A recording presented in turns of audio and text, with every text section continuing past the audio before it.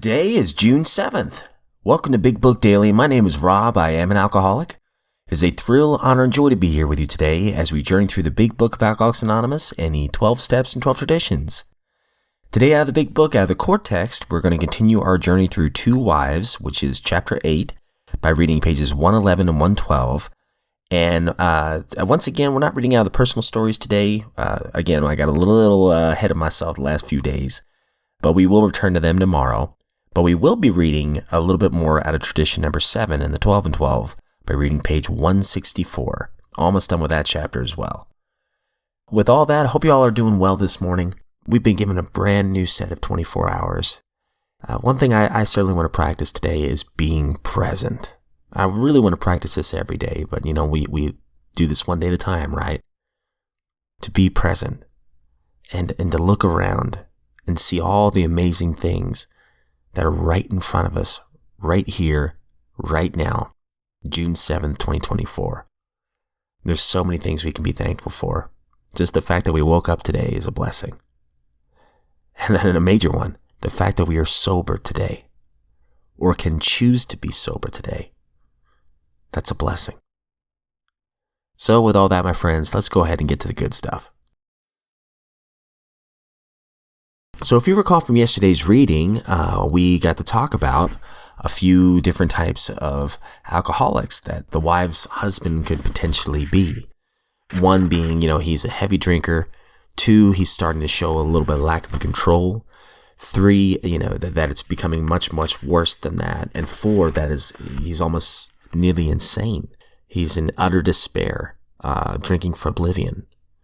So we're going to continue with those thoughts, again reading 111 and 112. The first principle of success is that you should never be angry. Even though your husband becomes unbearable and you have to leave him temporarily, you should, if you can, go without rancor. Patience and good temper are most necessary. Our next thought is that you should never tell him what he must do about his drinking. If he gets the idea that you are a nag or a killjoy, your chance of accomplishing anything useful may be 0. He will use that as an excuse to drink more. He will tell you that he is misunderstood.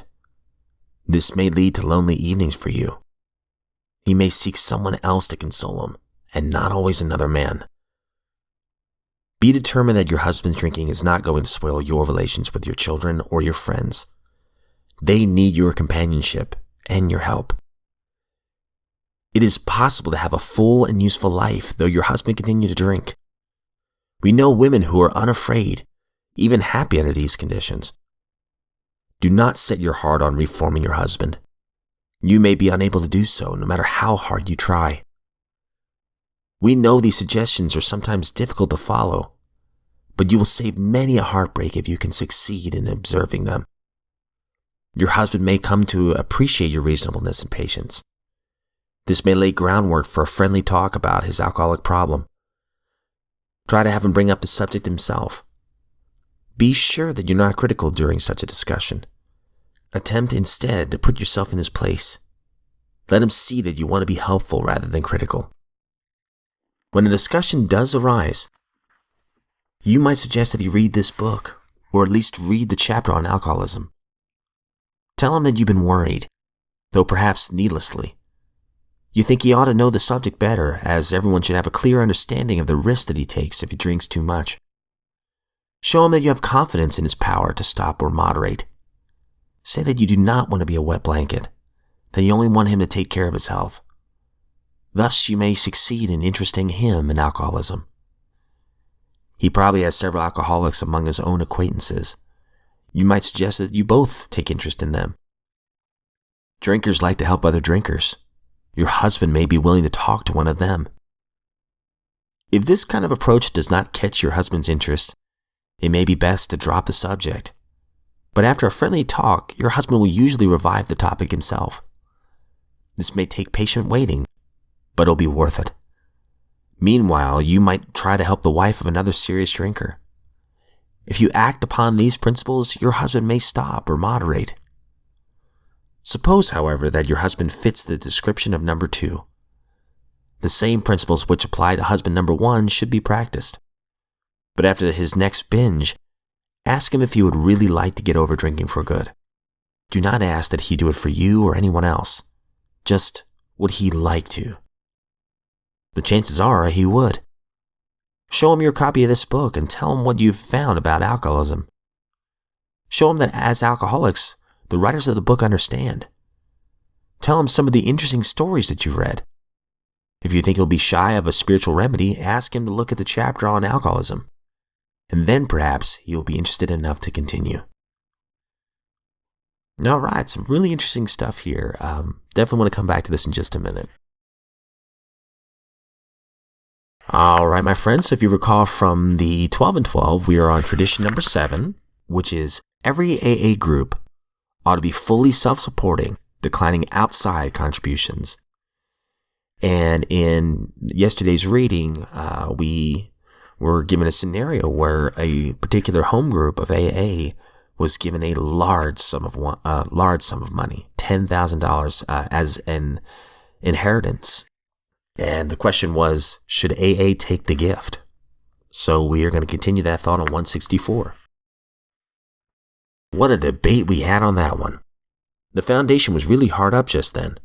The groups weren't sending in enough for the support of the office. And we had been tossing in all the book income, and even that hadn't been enough. The reserve was melting like snow in springtime. We needed that $10,000. Maybe, some said, the groups will never fully support the office. We can't let it shut down. It's far too vital. Yes, let's take the money. Let's take all such donations in the future. We're going to need them. But then came opposition. They pointed out that the foundation board already knew of a total of $500,000 set aside for AA, in the wills of people still alive. Heaven only knew how much there was that we hadn't heard about. If outside donations weren't declined, absolutely cut off, then the foundation would one day become rich. Moreover, at the slightest intimation to the general public from our trustees that we needed money, we could become immensely rich. Compared to this prospect, the $10,000 under consideration wasn't much. But like the alcoholic's first drink, it would, if taken, inevitably set up a disastrous chain reaction. Where would that land us? Whoever pays the piper is apt to call the tune. And if the AA Foundation obtained money from outside sources, its trustees might be tempted to run things without reference to the wishes of AA as a whole. Relieved of responsibility, every alcoholic would shrug and say, "Oh, the foundation's wealthy. Why should I bother?" The pressure of that fat treasury would surely tempt the board to invent all kinds of schemes to do good with such funds, and so divert AA from its primary purpose. The moment that happened, our fellowship's confidence would be shaken. The board would be isolated and would fall under heavy attack of criticism from both AA and the public. These were the possibilities, pro and con. All right, so great points made there, that taking this one very generous donation could open the gates to taking so much more. And in turn, the certain offices could be very, very rich from these contributions. And with more money, perhaps more people involved might start making decisions that divert AA from its primary purpose. So that's a very interesting scenario here. Even though they desperately needed it at the time, they looked at the bigger picture, and kudos for them for doing that.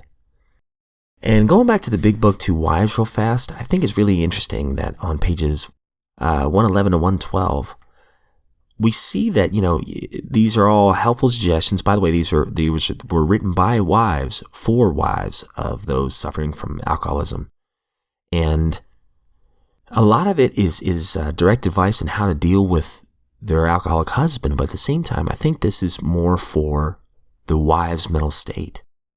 It says right here in 111, don't set your heart on reforming your husband. You may be unable to do so, no matter how hard you try. And then we talked about this a little bit yesterday. If the husband wants it, truly wants to be sober, there's going to be a willingness there to try something new, to try something to change. But some people are just not willing yet. for whatever reason. And I don't pretend to know exactly what it might be. Maybe they're in denial that they have a problem. It could be lots of different reasons, but I think the point is here that it's not the wife's responsibility to get the husband sober. It's the husband's responsibility. And vice versa, if the shoe were on the other foot. These are just suggestions to kind of help the wife to mentally prepare either way. Let them see that you want to be helpful rather than critical. And I think that's the crux of it all right here. But that's all we have for today, my friends. I hope you all enjoy the rest of this day. Once again, I'm going to try to practice being present today. And going through the inventory, just a thank you to my higher power for everything I've already have and everything I've already gained through sobriety. And the people in my life, as I'm hiking up this mountain of life, I have companions. My beautiful wife, my beautiful children, my family in these fellowships, my friends. I'm a rich man. All because my higher power has shown me grace. And my relationship with my higher power is immensely stronger thanks to the 12 suggestions that are in this book. So if you are sober today, my friend, you are a miracle. Please know that. And those who love you are very proud of you. So just keep on going. One moment at a time. As always, I don't speak on behalf of AA, NA, Al-Anon, or any other sect or denomination. I'm just a guy, just a friend in this lifeboat of recovery, and I'm grateful that you're here with me. If we're given another set of 24 hours, I look forward to seeing you right back here tomorrow.